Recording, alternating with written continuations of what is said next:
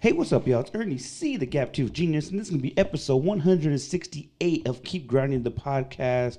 I am back with my co-host, Tony Donez here, guys. and this is going to be What's in the Deck. D, what's up, sir? How you doing, man? Nice seeing you, man. Yes, sir. Yes, sir. How's everything been? It's been kind of, a lot's been going on, but we'll talk about that. We talked about that a lot. We talked a lot about that off the air. Yes, sir. We'll keep all that tucked in until we announce stuff. And Hey, yo. we got a lot of stuff going on right now, man. You keep it tucked in, bro? Man, not like the guy on Scary Movie 2, but we try to keep it tucked like my guy Brock Lesnar at SummerSlam. That was dope, man. That was crazy, yo. That was crazy. I was watching, I had both of my daughter's boyfriends and then my youngest were there. And when Brock Lesnar's music hit, man, the house definitely was not expecting that. It was dope. It was, you know what, too, man? It took me like maybe 2 seconds to like, who was that? Right. I was like, oh shit, they brought him back like this. Right. It's been a while since we heard that music. Yeah, man. It's Dude, he's fucking big. Dude, new look. That's a big dude, man. He has a new fucking look, Right. and it's Right. Shout out to the dudes with long hair, man. yeah, man. No, you can rock. No, you can definitely rock that, bro. That you know what? It's kind of cool now. He takes that cowboy hat off, Right. and it's time for business. Yeah. No, it was both days of the show were good. Yeah, Both days were really good. We, damn. I thought my guy Punk, would have been the champ, and it lasted for 30 seconds, and another swerve, and You know, what it says about Punk, you always get the Punk selfish, Punk's all about himself. The fact that he was willing to put himself in that situation for the betterment of a story down the road, that shows where he's come a long way. you know what? One day, maybe about 2 or 3 years, we could probably have the convo now, but we're gonna talk about, especially when they're gone. Seth and Punk was a great fucking rivalry, amazing, bro. dude. That rivalry it felt real from the jump, and it's probably that competitive nature, and Right. we see the unreals now. I can't believe they have these backstage shit. I actually haven't watched them yet. Oh, yeah, man. I've been holding off. Just till because I know I'm gonna binge them. Yeah, So yeah. I've been waiting till I have a weekend where I know I'll just watch like all 4 of them in one day. And then we have John Cena going. Man, we forget too. There's levels to. We love Roman, but when Cena's on and he's in the crowd loves him. He's that big. He's that. Dude, they were chanting Super Cena, where they used to hate that shit. Now the fans were all over it. That white meat babyface Cena. That was great. It's very, very hard to do. Not many of the the wrestlers that we've encountered could do that. It's really nice to see. And I usually don't like that kind of babyface. I'm usually more, I like the guys on the line, Rock, Austin, Kevin 100%. Owens, guys who are got a little edge. Yeah, but dude, I was on board with Cena that night. And it's hey man, great time in wrestling, and damn, it's kind of like just when we thought they could do everything. And dude, you know what's crazy too? Now, not to get too deep into wrestling, but like I think Seth's underrated. I just you know what I mean? Yeah. Like I think we take it for granted how fucking good this guy is. Yeah, man. He is really good, man. And he has Heyman with him. It's like that's a rock. That's like a strap on your back that not many people get blessed with. And I think we take it for granted, like how good he is in the ring, how good he is, like the acting. Like when Willy Wonka those damn crutches, dude, and everybody's like, "Oh shit!" Man. Paul Heyman was on the Ariel show yesterday, and it's crazy to see his mind. It's like I'm thinking way above. Like, why do you think I'm with? Who to get me away from Roman? You better believe it's gonna be fucking worth it. Oh yeah. And it's pretty cool, man. That's dope. Cool. That's dope. Last week's episode was Life is Good. Did you check it out a few more times? I did check it out. I listened to it a couple more times, and just a good album, man. Justice League, man, was kind of that's where I was at, dude. It was like Justice League really helped put together some cool the shit first half of that album, the big beats, man, and then it kind of just mellows out at the end, and it's just a good like sit around the house and listen. I listened while I was playing video games, and and you know what? It made me listen to Distant Relatives again, and as we into like, oh my god, like I forgot when that Junior Gong, man, that dude. Word is out, That's a popular album in my house. Melissa loves that album, dude. We used to throw that on like for car trips and Friends. Oh my god, me and Angel Mike used to have friends all the time. That was a dope album.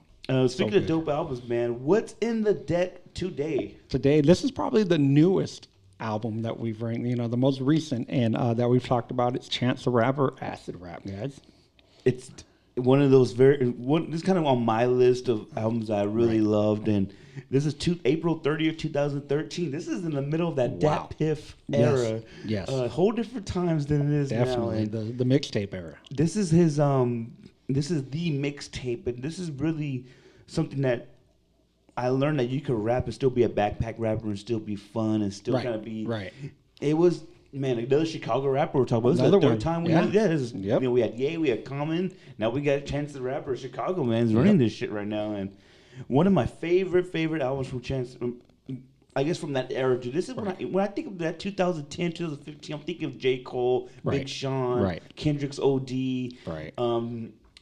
Just those albums, and this is with Chip the Ripper. That's what I was gonna say. Chip the Ripper, man. Like, this is that Dat Piff era, bro, and one of my favorite albums. I'm glad we're talking about it, man. And it was like a continuation of what Wayne started with his mixtapes, and these people just jumped on and were like, "I'm gonna make a whole album as a mixtape." And it's wild that it became so easy to do. Yeah. As far as getting it out there, that everybody jumped all over it, and some succeeded, some didn't. And it was free at the time. Yes. This isn't like, and I can't even say this is like something that was on the billboards. This is an unauthorized. It says this is an unauthorized release. I guess with the mainstream, it was something he dropped, and you get the mid song drops. DatPiff.com. Yeah. But did you listen to the DatPiff version, or did you get the iTunes? I got the iTunes version. The iTunes version is kind of missing a little bit in my opinion, because you don't have Juice on there. Yeah.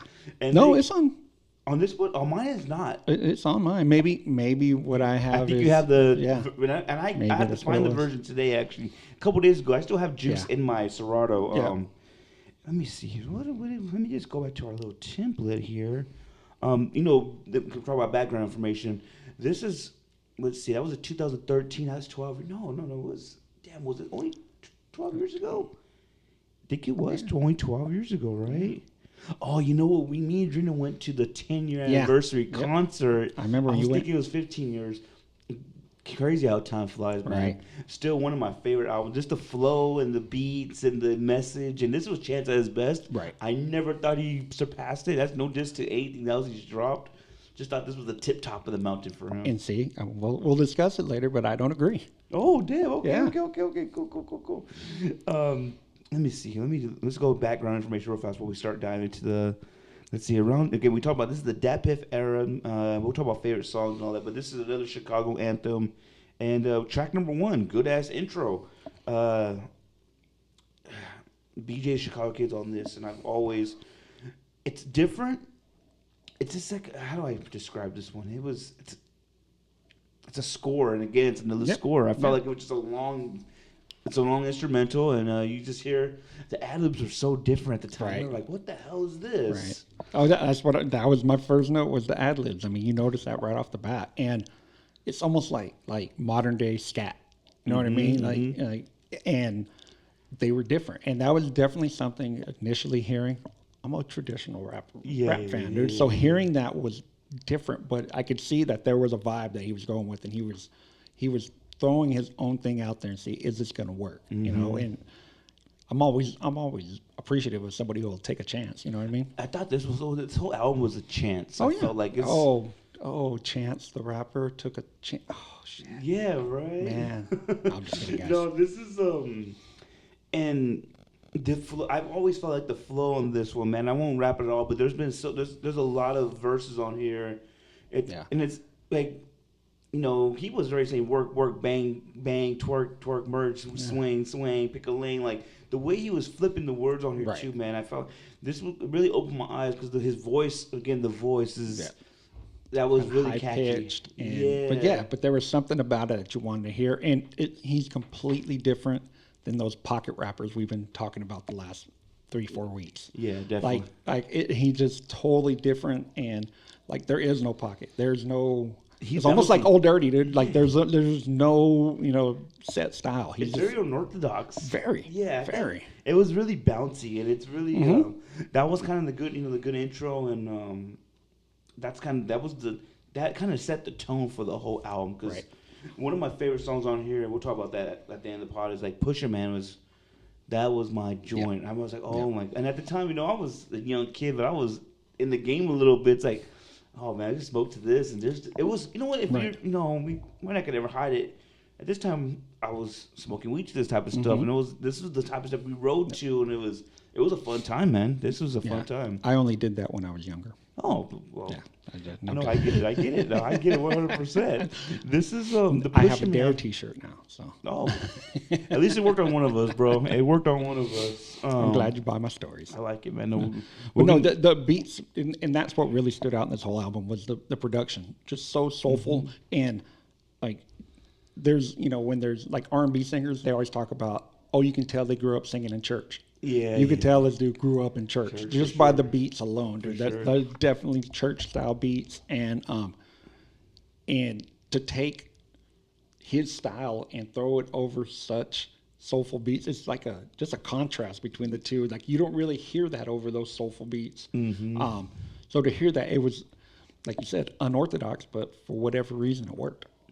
10 damn days, and the way he could. Like he's so unorthodox. I like the way he bounces with this song too, and the milk don't pour and the honey don't dance and the money ain't yours. Like I just think, man, just the flowing, man. Just and I'm your pushing, man. It was so pimp slapping, toe tagging. I'm just trying to fight the man. Like, right. It was just really what he was kind of going through at the time, and I really love the catchy hooks. I'm a sucker for the catchy hooks, man.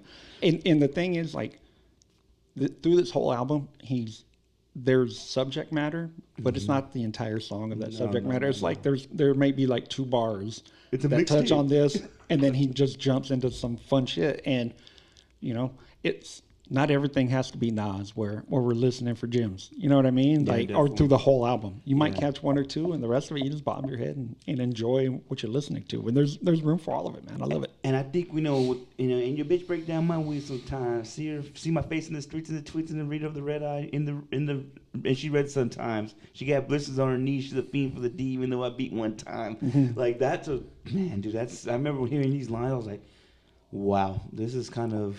It's not Biggie level, but it was just it's catchy. It's clever rapping too. The way he put these words together, and it was just I love the way he goes back and forth, that slow flow, and then he kind of just hits it again with the pocket. It's beautiful, man. Yeah, and it changes mid song all the time. Like so there's no like, okay, I'm gonna listen. I know what I'm gonna expect as far as a melody and a tone. And you hear that now. It's just like he'll stop mid song and just like say something and like start talking and then jump back into a whole nother flow. He's definitely having fun, and we have a part 2 of it, man.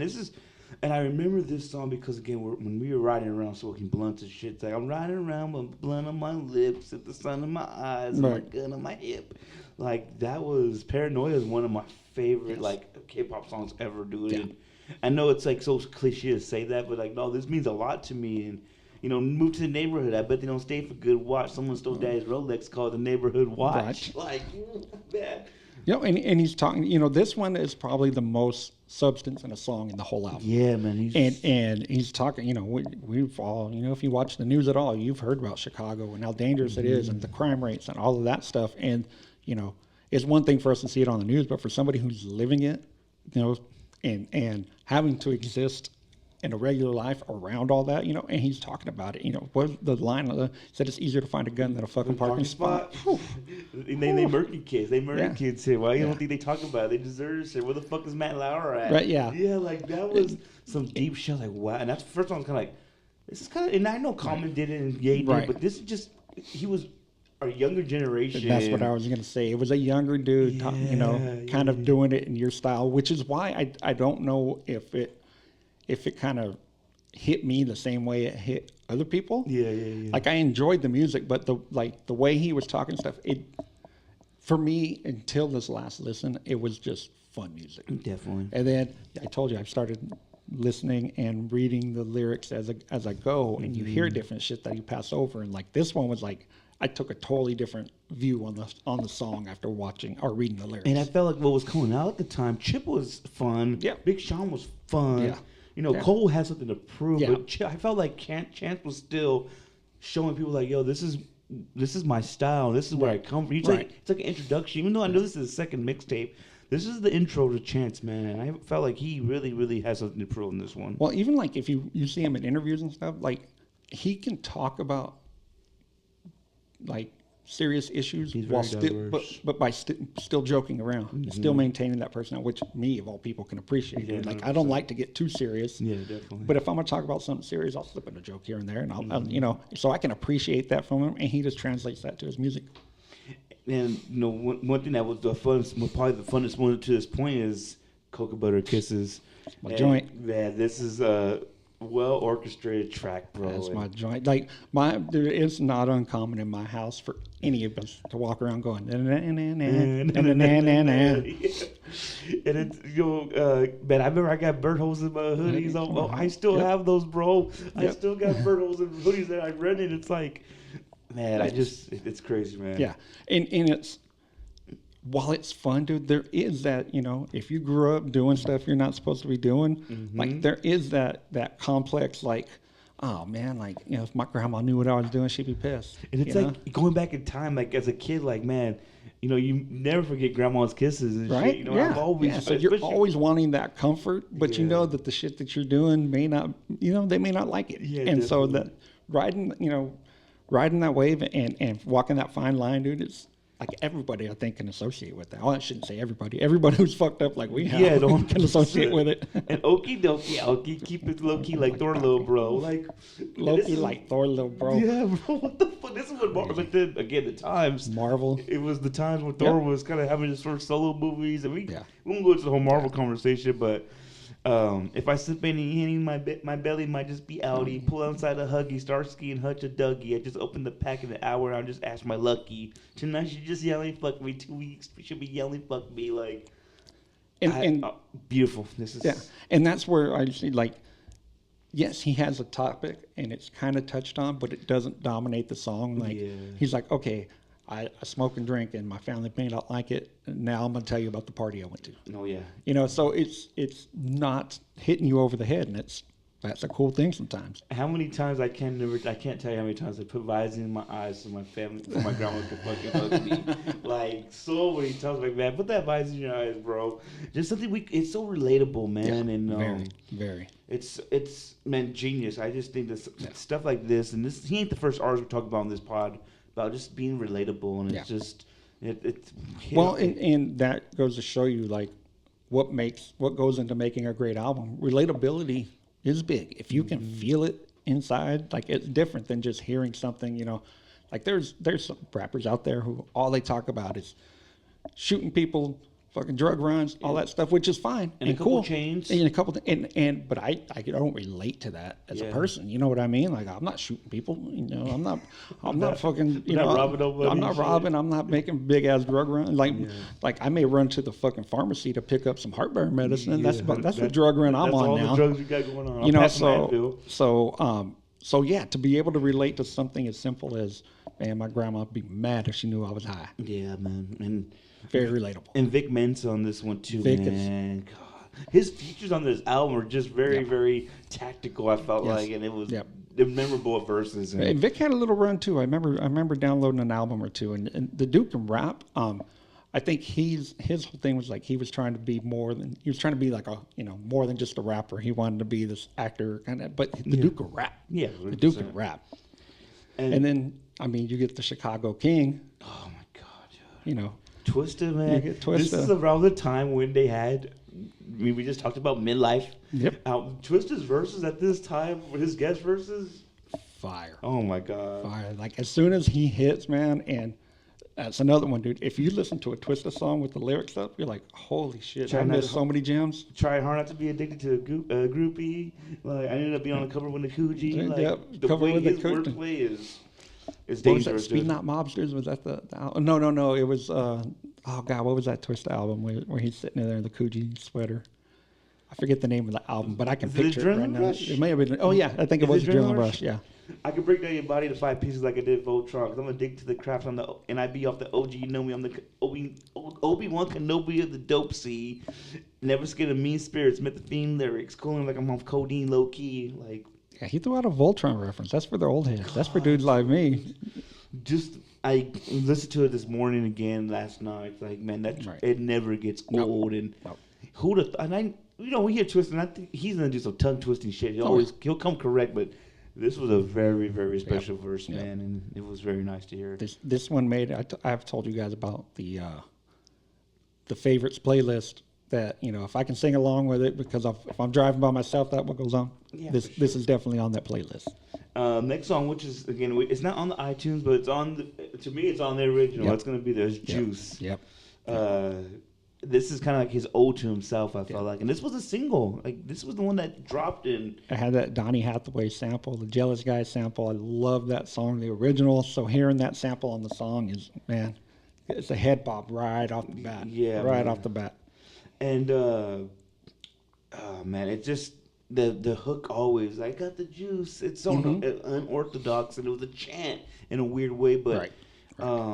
And he's got that stop and go flow that, like I think we said earlier, like you don't hear that flow on these type of soulful beats very often. Not at all, man. Usually, like that smooth beat's got a smooth flow, and he just flipped it completely, and it worked. Held back my ass, low key still a senior. I still shake up BO squad, praying for my bros. Sitting on the come up, shout to Sosa, Fat Trail. Like the way he was shouting out his boys, that's like I wish I could do that. Like just the flow and the way he was able to make his voice an instrument on this one, man. It was beautiful, bro. Yeah, I loved everything about it. Let me see. I wish one of these songs I wish we could just play and everybody could listen to it, because it's not on Apple Music, but Juice is the one for me. Yeah, Juice is dope. That was definitely I can see it. I can see why he picked it to be a single. Another one I love, Lost. Right. Oh man, and Nate Fox is all over this, man. I think Nate Fox produced the majority of this. Yeah, when I was looking up everything, like almost all the production said Chance Fox. and Nate Fox. Yeah. So. Chance came when this, love me when he says down in so deep, girl. Like the way he says it, and just the flow he has on this one too. You could ride around and cruise to all these songs, bro. And this one has like the whole addiction analogy going through the entire song. So while he's making music you can cruise to and listen to over these beats, he's still talking about shit. Talking about mental health and like especially for at that time for someone that age. Wasn't something that was, just kind of maybe the early intro to that kind of emo rap where everybody's like, oh, I can talk about this, and then some took it way too far. But maybe and for me, and believe me, at that time I was not like the new hip hop expert. So like to me that was like the first that I heard of that type of more emotional kind of emo rap. It was a little emo rap, and for sure. and I mean, and it's still around, and it's still very popular. But it's this was the first for me, and it was different, and it was something I was, not used to, but always appreciate somebody taking something to a different level. It was. That's how I felt too with this one. It was kind of like it was backpack rap in a weird way, but it was more emotional. And it was more like he's talking about he loves this girl like he says her pussy look like me, her heart like fuck it. Like it's kind of like.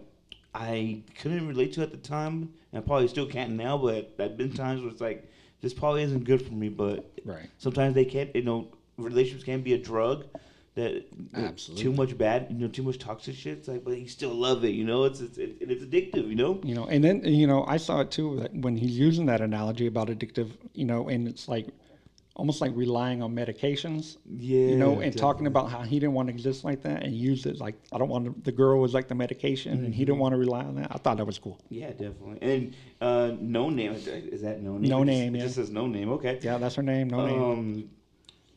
Great verse. Yep. Wasn't one of my favorite, but you know what? We needed the woman's perspective on this, and Pill Pop Baby Girl, because I promise you, like she was flowing on this too, man. She has that bounce on her.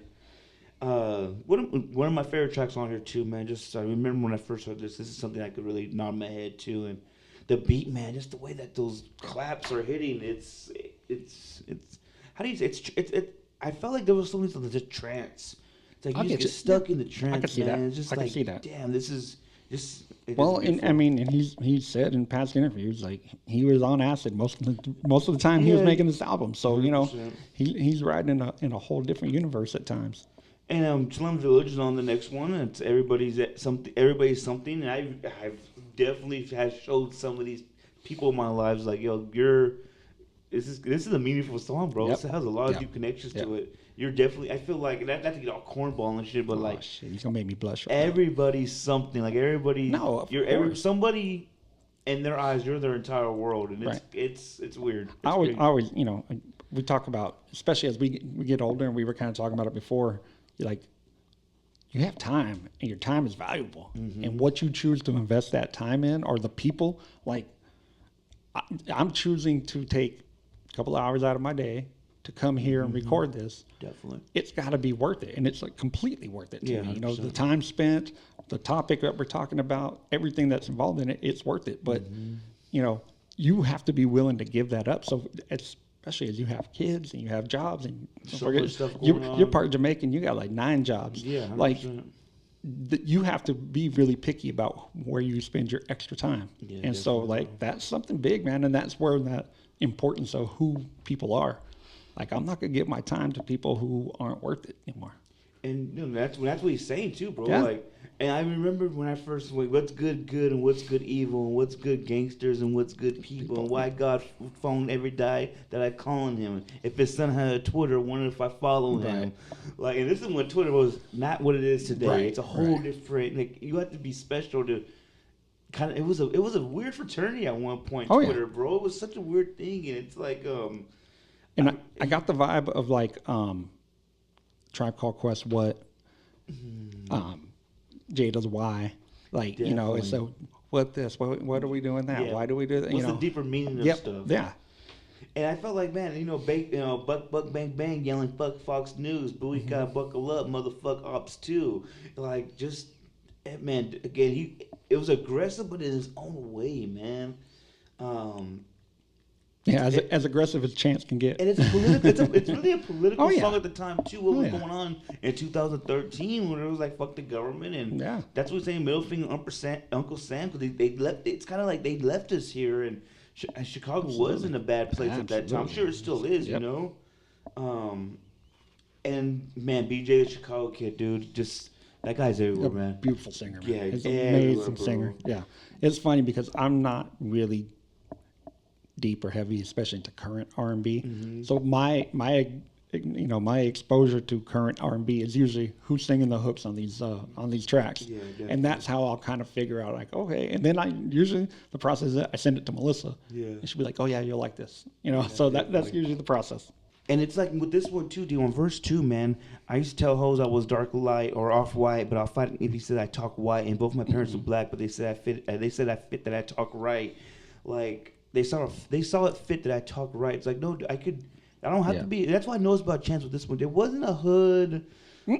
How do I say enunciation? It wasn't a hood, vocab. It was a different. It was smart. It was kind of like that smart rap too. It was like you had to, some of this stuff could really fly over your head if you're not locked in. But if you look at like the bigger Chicago rappers, they all have that. Yeah. Common was never hood. You know? Definitely. Kanye's not super hood. You know what I mean? Like they don't have that gangster appeal to them. Yeah. They come from. And there's plenty of those dudes out there.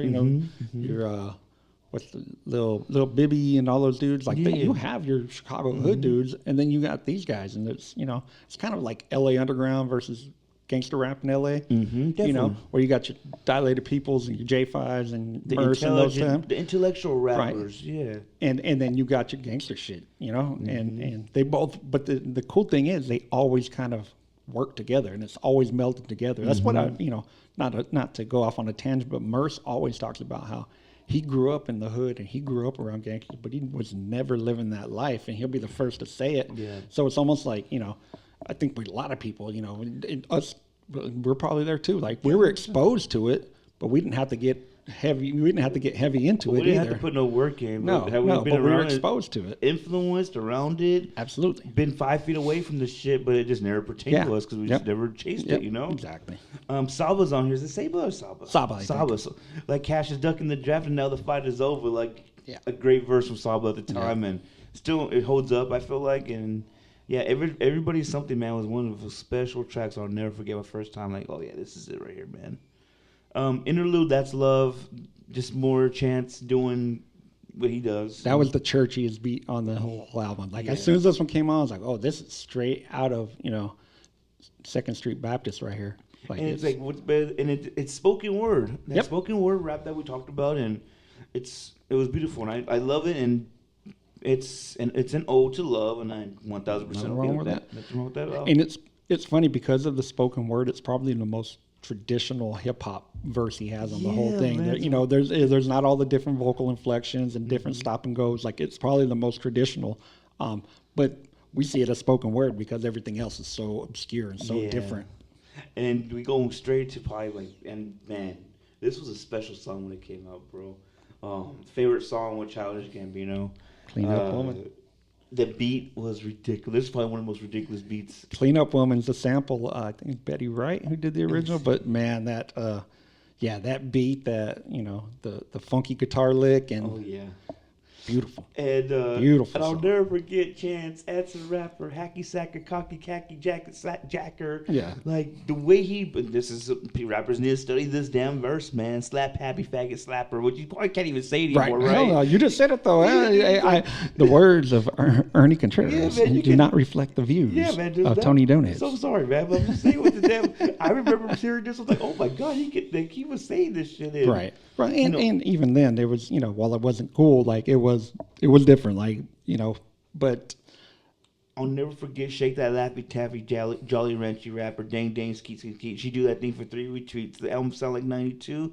Now take that ball for his 3-peat. Right. Like, oh my god, it's so special, bro. The way it's all with the hi hats and that and those kicks and he's cruising on that LSD and it's crazy. And then Gambino, this is when Gambino was rapping. Yeah, he was. This is when he was a rapper. He has something to prove right here, bro. This is when he was a rapper, and it was fun. And that's the whole thing. I don't know how many times we've used the word, but it's just a fun album. Yeah. Like you're not listening to this to It's not going to recreate the game. It's not going to. Yeah, it's not going to change your life as far as like how you think and where you're at. It's fun music, and there's nothing wrong with that. He repped the Home Sosas. You know him from that Zone 6, like man. As guys might witness, as Will Smith, but real shit, like. Because he was still active. He was active at the time, too. Right. It's like, and I doubted it. I remember when this came, like, I don't want to know Childish Gambino. When I heard this, I was like, holy shit, like, this guy is... I remember the first time hearing it. It was Camp. Was that the first? Yeah, Camp was the first. Remember that one? Yeah, and I was like, oh, and I was like, wait, this is... And then I didn't know he was the dude from Community or whatever show he was on. I was like, wait, this is the same dude? Donald Glover was the man, bro. Yeah, like, I had no idea, bro. I had no idea Donald was Childish Gambino. Yeah, he definitely had a moment, man.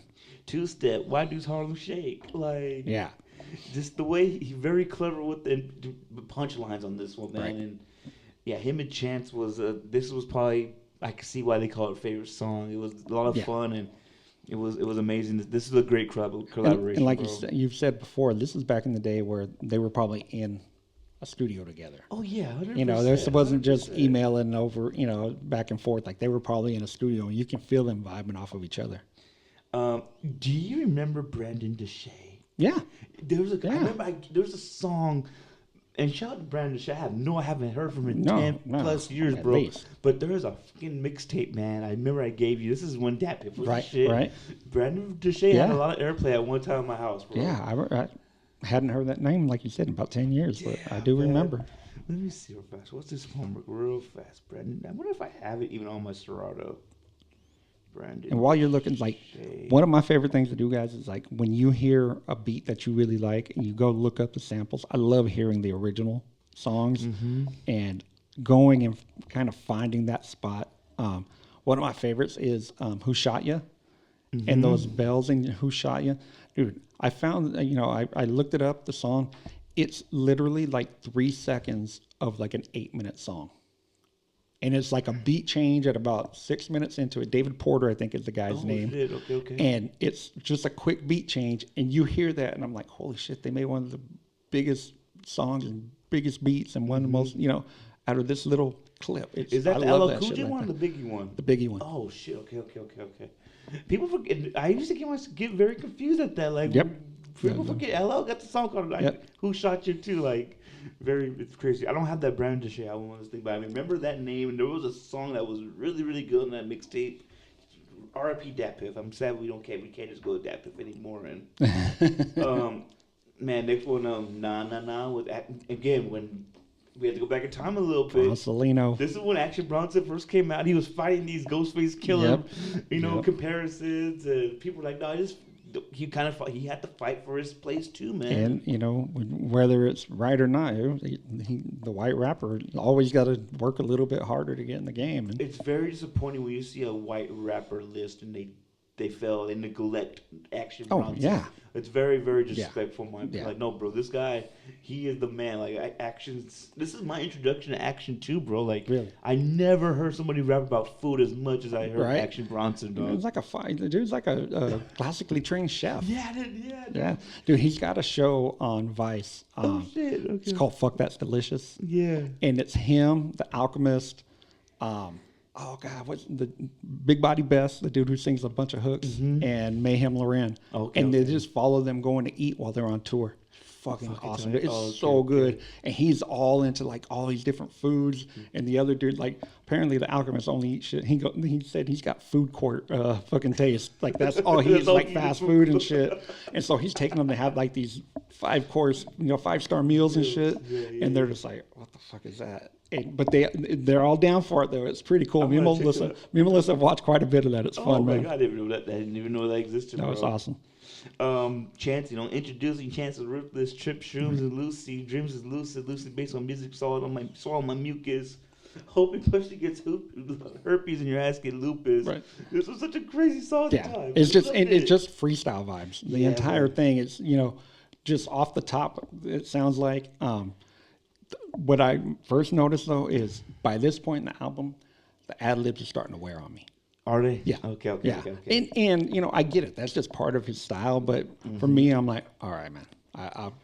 I'm good on the yeah. But I get it. That's all the song. But that was his thing, man. No, and there's an audience for it, and I'm just not always that audience. That's fine. I think that was the acid for sure. Bro. Oh yeah. I'm sure it sounded a lot different on the mic than we thought 10 years later. Well, in the next two songs, you see the drugs really kick in. Yeah, for sure. No, 100%. And they're in the name and in the content.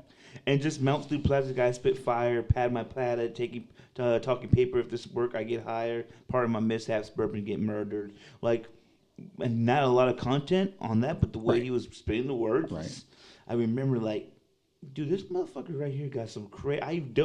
It was kind of like I never tried a Xanny bar. I never tried Xanax. I was like, what the fuck is this stuff? Why are we rapping about this? And just a whole different world, bro. No, and it's like you said, it's not about content. Like sometimes rap is just putting words together in a creative way. Like it doesn't even have to make sense. And it's funny because hip hop gets knocked for that. But there's lots of music, some of the Beatles are considered one of the greatest or the greatest band of all time. Dude, some of their stuff makes zero sense. And they're all fucking asses like and for whatever reason, hip hop doesn't get that same pass. Yeah. But, it doesn't have to be, like, it doesn't even always have to make sense. Sometimes it's just a fun beat and some words that are put together, and here we go. And introducing his Bronsolino with my hair slicked back, I look like Patino. That's so like food and sports references through every album. I got a team of hoes like Pat Summit. I remember what that like, yo, like, this is when Pat was at her best. Right? Tennessee, right? Tennessee, yeah. This is when fucking Pat was at her peak, bro. Rest in peace, Pat Summit, man. This is, I look at Arnold Schwarzenegger in the Black Hummer. The way his flow was too, man. Like, I get the voice sounding like Ghostface, but he does not spit like Ghostface, bro. That's not a bad thing either. No, not at all.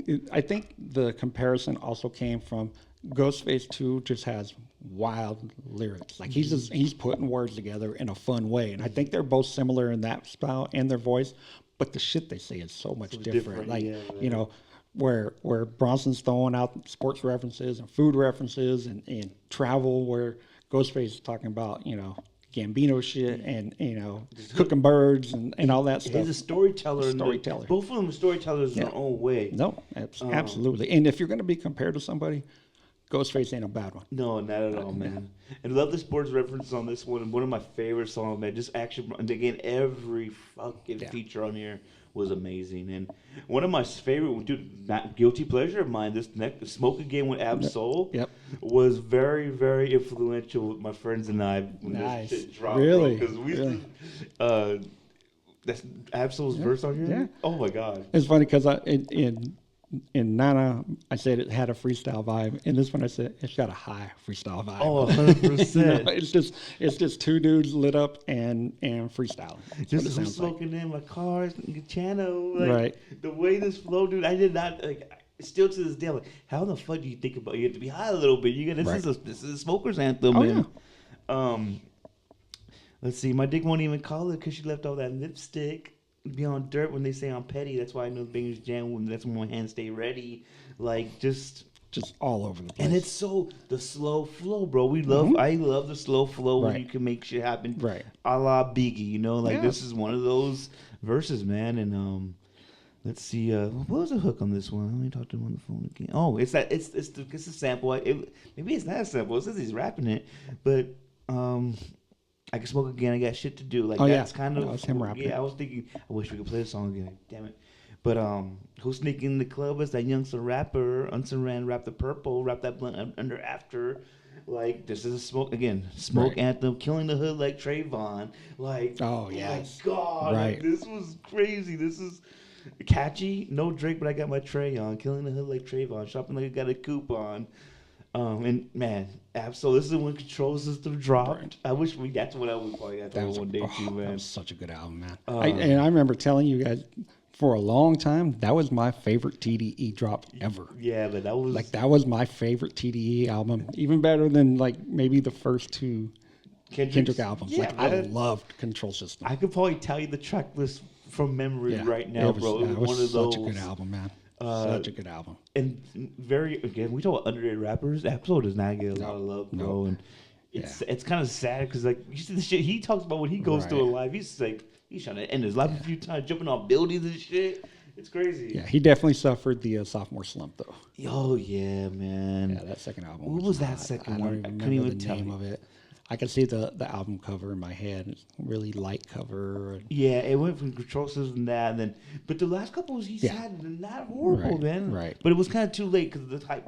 I mean, at least maybe we just hyped it up too much. But Control Lust Demons. Yes. Oh my God. That album. I played Empathy at my fucking wedding, bro. Yeah. Empathy, like that was on my cocktail list, bro. That's awesome. Solo Ho Twerk Something. Throw it back when you try to hurt something. I remember I'm not gonna say who, but let me put my mouth where you potty, boo. One of my homies used to say that all the time. I heard that. I was like, damn, these motherfuckers are wilding. My boy says that shit all the time. I'm like, nah. He's like, we gotta get that Absol. And that was again. This was a very, very. This verse, man, was special in my opinion, man. He was on top of his game, and I remember at the 10th year anniversary at the Forum, he did the show, and Absol came out and straight killed this verse. Nice. He had they dropped the beat, and the people knew the words, bro. That's cool. And that's the cool thing about like a Chance the Rapper, dude. Like he's not the biggest rapper out there. He's not. But when you get a fan base that is so devoted, dude, that's such a cool thing. That's kind of how I am with Merce. Dude, I've seen Merce probably 9-10 times live. Definitely. I was there on a Thursday night, like a month ago. You know, it was me and my wife in this small room with maybe like 100 people, you know, on a Thursday night. But I was so, I'm not missing this shit. Merce they have that fan base like Brother Ali. Yes. No. Atmosphere. Same. Absolutely. And it's not a surprise they've all done work together. You know what I mean? Like they just have that. Like Merce, funny, just a quick aside, he has taken every one of the TDE dudes on tour with him before they, so that's kind of that LA connection. That's that LA connection, but you take dudes who are a little more on the, even like not even necessarily gangster side, but a little more on the commercial side and more well known, and they're like, cool, I'm going to take you under my wing. We'll teach you. And Merce is on, I think he's on the mixtape, the Absol mixtape before he dropped Control System. Oh no, it's what the fuck are these things? I should know these by now.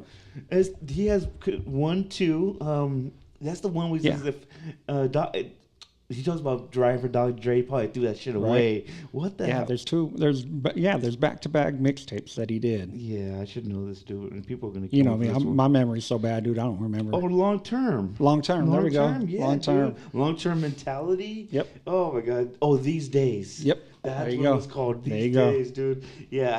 Yeah, man. Long term, man. We have to have an Absol pod. Long term and long term too. And Merz is definitely on this one. Yeah. And he's talked about it. He took each one of them on tour. And, That's dope. Like that's just kind of somebody recognizing the talent and kind of passing the torch a little bit. You know what I mean? Yeah, he's on the big, and you know what? He's on Merce's Love and Rockets Volume 1 too. So yeah, it's definitely a connection there, man. And we see it on this one. And but yeah, going back to like having that fan base and like you said, when the beat drops and everybody knows exactly what's coming on and they know it word for word, that's such a cool thing to be around. It was cool because I think all these people too at that concert, the 10-year anniversary, I'm sure they all felt the same way of this album kind of not changed our lives, but open. This is our introduction to chants, and it was just a whole different thing of rap, and it kind of takes us back where we're at that time in our lives, dude. It's just, I mean, I was 22 years old, a lot different from 34 now, you know.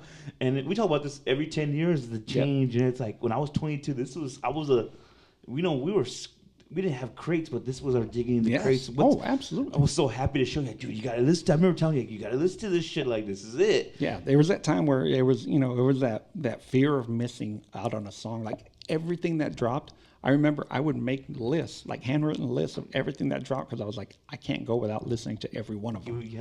I have to hear everything just in case there's something in there. Definitely. You know, I have to hear it at least once. Mm-hmm. That's just, I'm the same. We went to go see, like 2 years ago, we saw Wu-Tang and Nas together. Mm-hmm. And LL Cool J came out. And mind you, LL Cool J, Bigger and Deffer came out. I was probably like 10. 10, yeah, definitely. Lost my fucking mind when he walked out, dude. And he did his verse from 4, 3, 2, 1 with Meth. But it was that same thing. Like, he was part of that, like, that development of my hip-hop love, dude. He was like there in its infancy, dude. So to see him live and just come out as a surprise, and there was no backtrack. He's rapping it. Oh no, he's fucking rapping it. No, he's rapping. Yeah, man. It's whole different. I know it's different times too, but there is no backtrack and a double. Like maybe there's a double on the ad libs, but this is fucking. There's even a couple clips of LL just out there just. He's giving it everything he got, man. He let it go, bro. Yeah. I think we were just talking about. My boy Rick came in here and The Force with LL Cool J, Q-Tip. Yes. That song is fucking amazing. Hell yeah. Such amazing, dude. But yeah, that fan base is always cool because it's dedicated, man. Yeah. And we hear it all the time, too, with rappers. We'd rather have 500 people who follow us than that million with the major. Give me 500 and pay me $20 a CD and I'll be okay for it. And I can sell out a couple tours. I'm going to be set for the rest of my life doing music that I want to do and that my fans will always love, I look at it like, I think from every merch show I've ever left, at least a shirt, CD that I already own because maybe it's a little different than the one I owned or something like that. Special edition, selling vinyl, whatever. That's the kind of shit. That's where they really pocket their money. Oh, 100%, man. Jake One pocketed his money on this one, too. This acid rap beat is ridiculous, man. Again, this is like the spoken word, but with that octave that's a little different, and I really appreciate because he's kind of talking about his life, and just that again when Michael Jackson was still Jesus, because there was a time when Mike can't do no wrong. I don't remember those times, but I'm sure there was a time where Michael could do no wrong. Biggest star in the world, bro. Yeah, dude. Like he was that big, man. Imagine how big he'll be now if he was still alive. Crazy. It's crazy. It's funny because like you see somebody like Taylor Swift or Beyonce. These people have these huge followings. That was like Michael Jackson in the whole world, dude. Yeah, man. Like everybody. Times 5 and shit, right? I mean, it's just wild. Like the dude, it's no wonder the dude kind of lost it because nobody can relate to that kind of popularity and that kind of exposure. And, and mind you, this is before social media and before. The aura was still there. There was no camera phones. There was none of that, dude. And there were still people following him all the time. It's crazy. I can't imagine that pressure, and Chance even says here, my verses are starting not that versy. Like there is no format on acid rap. This is one big ass song. Yep.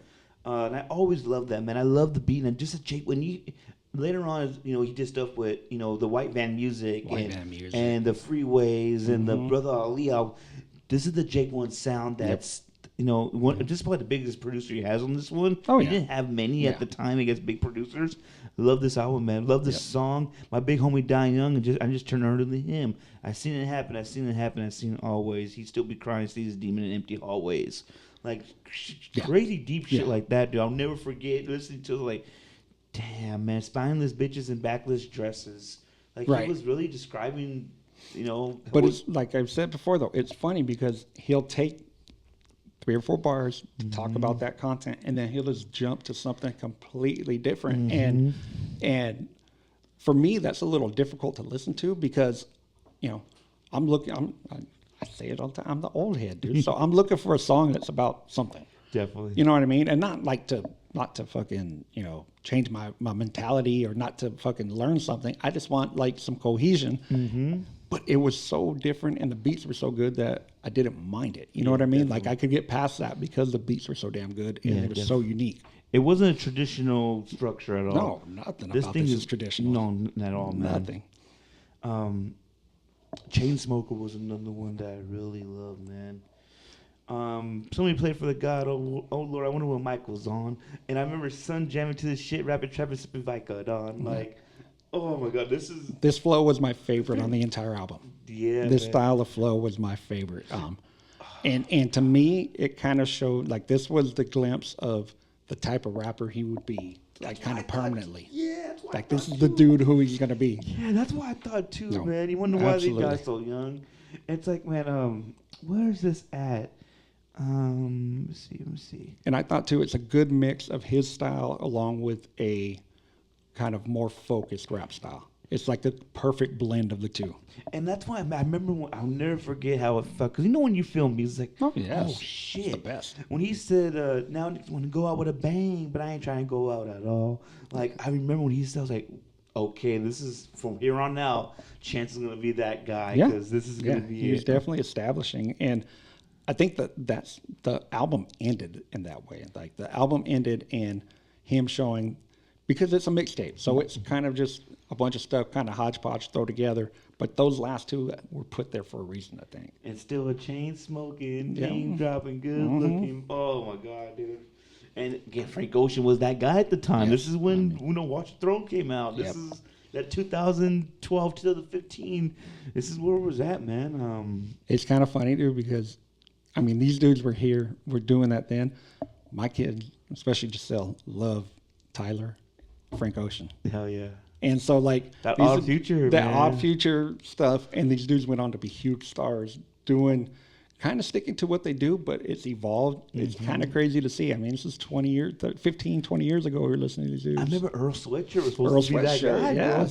He was the one right there. Earl Sweatshirt. He was the one. Yeah, his first album, because was he in jail or something? I think he stopped doing music at one point. He was like, fuck this, I'm done. And then, like, everybody had heard about this album that he had made, and then it dropped, and it was like, holy shit, everybody's like, where'd this come from? And that was when Odd Future was like, the new West Coast Wu-Tang. Oh, yeah. Nick with Tyler's not my type of rapper. I don't know how many Tyler rappers we'll talk about on this podcast. Right. But man, the guy could fucking flow, and it's different from what I'm used to. But it's crazy, man. It's like a, and I don't want to compare them as far as styles, but it's like an edgier type Drake where he can sing, definitely. He can rap, he can do a combination of the two, and it all just works for him, dude. And it's still over pretty hard beats, and that fan base follows him no matter where he goes. His style too, and this is not to go on a big old Tyler tantrum, but the way he performs, the way he presents himself, the way he conducts over social media, everything has a meaning, bro. No, he's a smart kid. Yeah, it's very you gotta be smart, man. And this is that chain smoking, the bridge, the melodies, the way you can sing along with this was always one of my favorite things I loved about it, man. And then it ends on the good ass intro. He just kind of thanks everybody on his album, and remember sitting in class for the first time listening to Dilla. Everything's good. Just the way he would bang and Dilla, like the way he would emphasize, just kind of let it just ride out a little bit. I always thought that was cool. It reminded me of Last Call on we call it Dropout. Yeah. The last song. It kind of that same vibe. It's like, I'm going to tell you a little story. I'm going to thank people. You know, it's going to be real soulful. You know, he doesn't go into like the 10-minute discussion afterwards, but it had that same vibe to me. And like, it's a, you know, and this is kind of him in a nutshell to me. He's a combo of like new school style with some old school flow. That's so, he combines it so well. And, that was the exit trap. But to me, and this is the way I always looked at it. I always thought Chainsmoker was the last song in this one. And right. I take that text like, dude, it's only this is a 50-minute album, and the impact it made in 50 minutes listen. it's a very, very quick listen, and Well, it's funny because we've often here talked about 3 verses, 4-minute songs. A whole different and thing. This is a whole different thing, but it worked. Yeah, and so definitely. it's not saying it can't work, but you have to really put in the work to make it work. And these songs are a little bit longer, but they're not a traditional hook or verse hook. It's the verse, and then he'll have this long ass bridge, Right? And then he'll go into another chorus, and then there are songs in here it's like 1 verse, 100%. and just a super long hook. Like there's nothing structured, which is his style, dude, and he's made it work. Yeah, and I thought this was something impactful to this day, and at least to me, it changed my way I looked at rap. Man, I always thought rap had to be the gangster shit. Just kind of what College Dropout did for me. Yeah. It was just that 2000 was what was dropping at the time. This was a lot different, right? And it was so different, and it's kind of they always say that. What's the Wayne album where he's singing? Oh, Rebirth. Yeah, I would say Rebirth was kind of where a lot of the mumble rap and all the these guys where that started from. I think this was kind of that same vibe, but to a kind of a new style backpack rap. Yeah, 100%. 100%. It was kind of like it was that emo drug shit too. Yeah. Like, and that's cool. Yeah. Like, well, not my style now, but it was. Then the flow was too to play with your flow a little bit, play with your words and different. Kendrick does it all the time, changes his voice. And, yeah, I mean, fucking Eminem's made a career of that shit. Yeah, 100%, and there's I also thought it was cool too that he was willing to have guys who flowed a little more traditionally and say that's okay. Like I can hang with them with my own style. And that's confidence, man. And some of these guys, kind of had the better verse on this shit. Yeah, I felt there's several times I think Soul outshined him. Gambino definitely outshined him. Bronson outshined him, and that's okay. It's just like I think Twista has the best flow on the entire album. Yeah, that was the best. Definitely. But he's like, I still have my style and I'm confident in it. That's cool from somebody young because he was a young dude when he did this too. Yeah. It wasn't like he was, He's only 32 now, bro. Yeah, it's not like he was some old veteran in the game. It's like bring them all on. He was having underground dudes who flow for real. Yeah, man. And he was like, let's go. I like that. What would you say would be your favorite song on this one? I mean, Cocoa Butter Kisses will always, and not even just because it's, it's the one off the album or anything, but it's also always had a connection with my family. Like my kid, Mia, when I was listening to it yesterday and Mia came by, she's like, what do you listen to? I told her. First thing she said was na na na na na. It's just kind of a thing we do. Like, and I remember we'd be driving to soccer games, and she's like, "What do you want to hear?" I go, "Cocoa Butter Kisses first, and then we'll go from there." So that's always going to be so. But that's also one of those. It's like an easy song to pick. Past that, man, Juice is awesome. Yeah, Juice is so damn good, man. Yeah, definitely. And you, what's your favorite? Mine, Smoke Again and Paranoid. Paranoid is good. I remember listening to it. I was like, and that's a lot of people that put 2 songs in one have that little 10-second, dead air, and it was like a story, bro. Yeah. I just remember listening to shit so much. I was like, this is the one. And I'm just into that deep rap and just I remember that was the one for me. Yeah, that was definitely like the deepest, most complex song on the album. Mm-hmm. And he had shit to say, man. You get people, especially you get people from rappers, especially from big cities, and they rep for their city. Yeah, for sure. And in this way, he was repping, but he was like, it's kind of fucked up. Mm-hmm. And I want better. Yeah. But I want to get it out there. But this is what it's really like. Mm-hmm. But it's also on an album that is all about fun. Yeah. So it's like we live with this. Like we live with this, but it's fucking fun. My life is still fun. What I do is still fun. And I think that this is kind of like this is the building block of what was happening the next 10 years. And people, I'm not saying that he doesn't get the credit, but a lot of rappers, and some I don't listen to a lot, but you could tell they're influenced by what they heard here. And I mean, that's why it's a classic album, in my opinion. Life of Pablo is complete, and his whole style is bitten from what Chance does. Yeah, man. Yeah. I don't biting may not be the right word. Influence, whatever you want to call it. A little bit. A lot of this stuff's mimicked. Yeah, and that's Chance set this style, and Kanye kind of took it to another level, if you want to say that. But it was definitely influenced by this. I wrote in here. You see the signs of what's to come from him as a rapper. You didn't think this was his best work? No. What was? I thought Coloring Book was better. Oh man, I hated that. I thought Coloring Book was better. I think it was just so different. I was like, oh, I hated it. I didn't like the 3 album. I didn't like Coloring Books. I didn't like any of that stuff. Yeah. Even it's hard. Yeah. And the reason I like this album, but it's so disjointed for me, and it's just so all over the place that it's just hard for me to kind of lock in on it. Like to me, it's a great album to like have on in the background, but it's not an album I want to sit and listen to like what he's saying. If that makes sense. And it's crazy. He only has two albums. Like that's crazy. The Big Day, and he's supposed to have this Starline that's supposed to drop. But the Big Day, I did not care for that. Actually, my favorite album is an album. He don't even go by Chance the Rapper. What's the? Which one is it? God damn it! He goes by like an alias, and he's got all kinds of people on it with him. He's got Busta's on there. Oh man, God, what's the name of that album? Damn it! Dude, Old Man Brain got me. Damn it! Hold on. Let me see what Busta. I'm trying to find it. Slip. Oh man, such a good album. Damn it! I have to hear it. Damn it! I'm gonna have to put it in the comments, guys. Yeah, let me know. Let us know, bro. Please let us know. Yeah.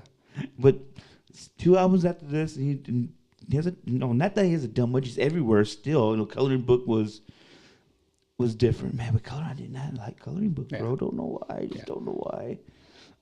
But again, Acid Rap, one of my favorite albums, dude. And go listen to it, guys. Especially if you just want to hear cool production.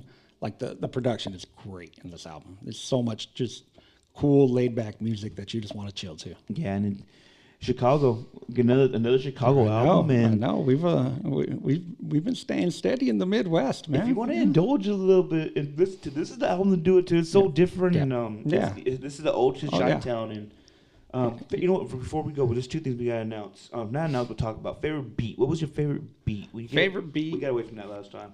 Favorite beat was Juice. Yeah, that Jealous Guy sample. I love that. I love the original. So to hear it flipped, that was my favorite. Second would probably be favorite song. I was gonna say favorite song is probably mine. That was great, dude. Such an old school vibe to it. That was great. It could be and it's funny because they both have very old soul samples. And it could be a theme song to like a TV show or some shit, dude. That's why I always. It might like some Family Matters stuff, bro, in a weird way. But yeah, man, that's Acid Rap, Chance the Rapper. It's great to get knocked out, bro. Yep. What's in the deck? This is episode 168. On the next episode of What's in the Deck. What's next is, one that we're gonna take it to the West Coast again, man. We're gonna go Me Against the World, Tupac. Oh shit. That was fuck the world, baby. You know what's funny is like when we've said it before, like when you mention an album and I know exactly where I was at, like it takes me back. I know exactly where I was at when that came out. Where were you at? We'll get more into it when we drop it, but what do you remember about that one? So I remember it dropped at midnight. Blockbuster Music. When Blockbuster had a music store, they stayed open till midnight. I was in high school still. My high school girlfriend went and stood in line and surprised me and brought it to me. Damn. This is when he was still locked. This is when Pac's locked up. Yeah. And we could have talked about we could talk about the Thug Life album. We could have put Thug Life in this slot too, because that's another. After Pac came to Oakland, underrated. Yeah, dude. After Pac got shot and locked up and all that shit, or before, man, he was Thug Life. If I Die Tonight's probably one of my favorite intros ever, and we gotta talk about that. Yep. There's my funeral songs on that album. So. Oh shit, we're gonna talk about that, man. You're gonna talk about my ass dying. Oh man, shit. Dude. That's what we're gonna talk about. We're gonna have a dead rapper on here. We have Tupac next on the next What's in the Deck. This is episode 168. I am DJ EC3. Tony Donez here, guys. And that was in the deck. What's in the deck today? And we out. Nice.